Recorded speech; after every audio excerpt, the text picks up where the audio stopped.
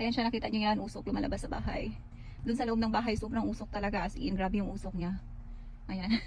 Nakakatakot. Ayun siya, oh my god, sa loob wala ka talaga makita. Wala akong makita kahit ano sa loob. Ang alam ko lang, nalalanghap ko, puro usok siya. Kasi umusok, tas ang ingay na ng alarm namin, yung fire alarm. Pero walang nasunog, kasi umusok lang siya dahil naiwan ko yung stove na open. Akala ko talaga na turn off ko siya nung pag-alis ko, oh my god. Akala ko na turn off ko siya. Tapos ayun, yung bahay namin puro usok talaga, as in. Yung inopen ko na buong ano. Kasi papasok tayo sa loob. Pumasok kanina, nauubo ako.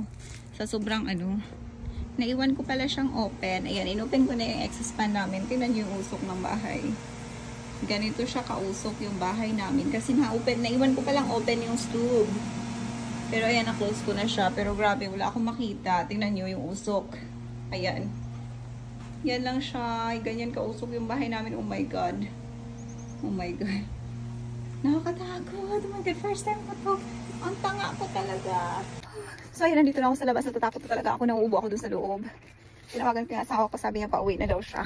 Ayaw kong pumasok kasi sobrang usok. Tapos kahit nilagay ko na sa labas yung ano, yung alarm namin. Yung fire alarm. Nakakaano pa rin siya ng usok. Nagtutunog pa rin siya. Oh my god, nakakatakot. Natakot talaga ako. Oh my god, first time ko. Oh my god, buti na lang talaga hindi siya nasunog. Buti na lang talaga nagmadali ako. Ewan ko, habang nag-shopping ako, parang tinawag talaga ako ng ano, parang, ewan ko ba, tinutulak ako pa uwi. So, hindi ko alam kung bakit, na parang, gusto ko pa naman sana magstay doon ng matagal. Pero ewan ko ba, bakit parang pinupush talaga ako na umuwi. Tapos, ayun, ito pala yung nangyari, oh my god. Ito pala yung nangyari, buti na lang talaga umuwi ako, kasi kung di ako umuwi, oh my god, yung buong bahay talaga siguro pag uwi ko, oh my god, kasalanan ko talaga yun. Dito pa naman yung mga gamit namin lahat. Buti na lang talaga umuwi ako, tapos yun, hindi na talaga ako hindi na ako mag-open ng stove ulit.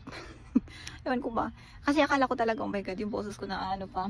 Kung wala akong lipstick, siguro namumutla na ako. Natakot na talaga ako, ayaw pumasok dito ako sa loob, nakaupo. Kasi grabe yung usok sa loob, ewan ko talaga. Yung pagpasok ko, pag-open ko talaga ng door. Yung pag-open ko talaga ng door, bumungad sa akin, puro usok. Tapos yung pagpasok ko, wala, kahit inopen ko lahat ng light, wala talaga akong makita. Wala akong makita na kahit ano. Kaya yun, sabi ko bakit. Tapos yun, ang stove pala namin open. Tapos buong bahay talaga, dark na dark. Inopen ko lahat ng ilaw, useless yung ilaw kasi wala talaga akong makita. So ang ginawa ko, inopen ko lahat ng mga bintana. Lumabas na yung usok sa ano, buong bahay. Oh my god, yes. Umusok talaga yung buong bahay namin. Nakakatakot, oh my god, Lord. Lord, thank you talaga. Thank you sa angel na kung ano man yung nagpupush sa akin na umuwi ako kanina kay, oh my god, Lord.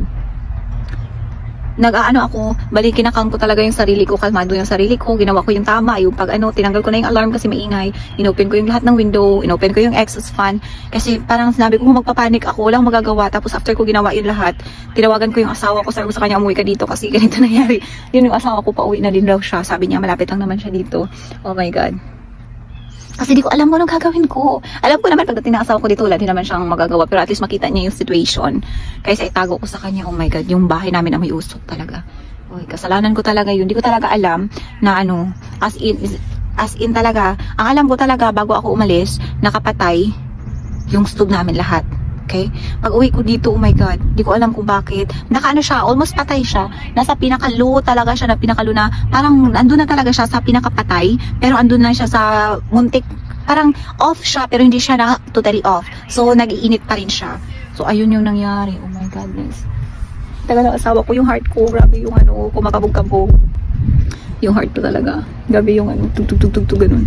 Grabe, parang lumabas na yung espiritu ko, pero inisip ko pa rin talaga, calm down, kasi walang mangyayari. Kung wala kang gagawin, dapat mag-isip ka. So, yun talaga ginawa ko. Pero oh my goodness, pagtawag ko sa asawa ko, yung asawa ko, calm down. Sabi niya, sabi ko, di talaga, kasi talaga ganito yung nangyari. Grabe yung usok, naubo ako. Lord, thank you so much. As in, nandiyan pa rin talaga sa Lord na guide, oh my goodness. Makasunog, imagine, makasunog ako ng bahay. Tapos yung kapitbahay namin wala dito. Madadama yung bahay nila. Kasi wala talaga sila dito. Kami lang yung andito ngayon. Buti na lang talaga. Oh my god. Almost there na daw yung asawa ko. So malapit na siya dito.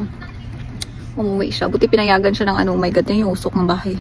Ayan, nakikita nyo yan. Lumalabas pa rin talaga yung usok. Galing sa bahay. Ayan, buti mahangin. Binuksan ko siya both side talaga. Yung may kapitbahay kami, ayan, may mga tao dyan sa kapitbahay. Parang gusto ko na talagang sumigaw na, hoy, tulong, hindi ko alam kung anong gagawin ko. Pero nahihiya ako. Hindi man sa nahihiya, pero sabi ko, ayaw ko silang magpanik din, ganun. So, hindi na lang ako sumigaw ng tulong. Ginawa ko, tinawagan ko na lang yung asawa ko. Oh my god, ang lamig ko. Unang tawag ko sa asawa ko, hindi pa talaga siya sumagot kaagad. So, tinawagan ko siya ulit, ayan, sumagot. Oh my god. Ay, yung kamay ko talaga nalalamig. Sus, oh Lord. Nasaan ang bahay ngayon? Lord, thank you. Siguro naririnig ng mga kapitbahay namin yung alarm ng ano namin, fire alarm. Pero wala din silang pakialam. Yung usok ng bahay namin, lumalabas pa rin yung usok. Sa likod talaga, grabe. Nandito na yung asawa ko.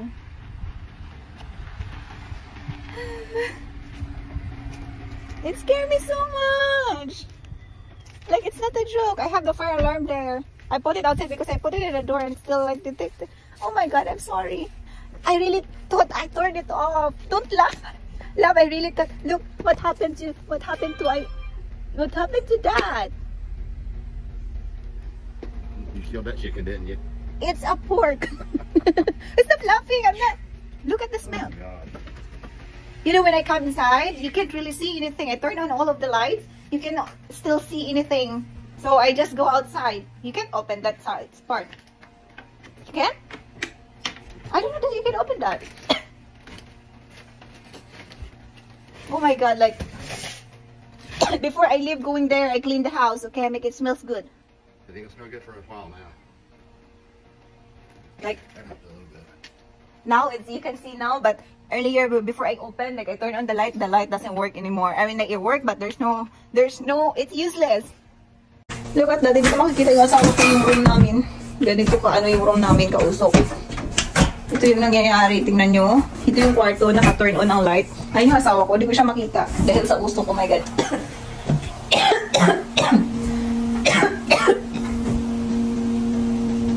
Oh my god, Lord. You need to get out! It's really...